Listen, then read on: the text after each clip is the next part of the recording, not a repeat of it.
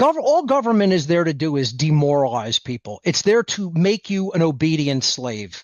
That's it. That's all it wants. It wants compliance and obedience, and it wants demoralization. And literally, demoralization means making you a less moral person. It's not just about morale as far as how you feel, whether you feel good or not. It's the demoralization as far as your morals are concerned, because it wants you to accept something that it's completely on its face immoral, which is the claim of ownership. That's slavery. See, authority is the claim that you own another being. And anybody that says that that's not true is just completely, absolutely incorrect. If I have an authority over another being, that means they don't have free will, that their behavior must comply with my will. So their will is completely owned and controlled by me if I'm claiming authority over them.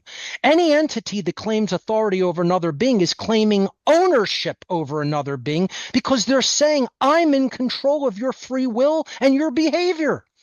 How can anybody claim that government is in slavery? There are people, see, it rewards the incompetent, it rewards the stupid, it rewards the lazy, and it punishes people who are actually contributing something and building anything and creating anything, because it says all of the fruits of your labor, or not all of them, but the percentage of the fruits of your labor that we say we are going to confiscate and take for our use, you have to turn over to us. You have to comply with that command and turn that over to us. There are people who are actually productive human beings making enough that the government says, I'm going to come in and take half or over half of what you have produced and created.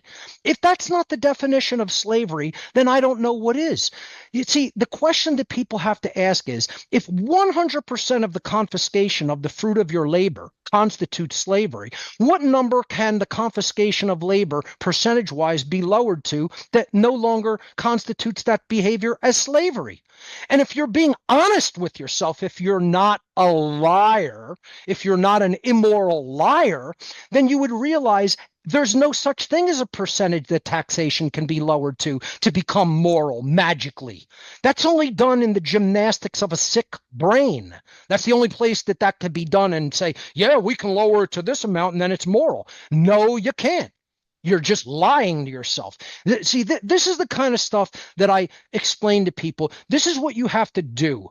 You have to look at yourself in a mirror, and you have to commit to not lying to yourself like an immoral piece of trash does. Because that's what immoral trash does. They just keep lying to themselves. They keep lying to everybody else. They scam other people, and they even scam themselves, because they're actually not even telling themselves the truth, because they're self-loathing. This is what all government does. Government is a religion. The belief in authority is a religion. Politics is a religion. The worship of money is a religion. See, this is the thing, is everybody's identified. They're identified with a system, with a belief system, with an institution. That's what religion is. Identification with the non-natural, with constructs that only exist in a diseased mind. That's what all religion is. And people will just cling to it like a maggot to dead flesh, because they don't know anything else, and they're too cowardly to step away and out into the wilderness of thinking for oneself. That's what it all comes down to. This is what I teach. This is why I deplore the label conservative.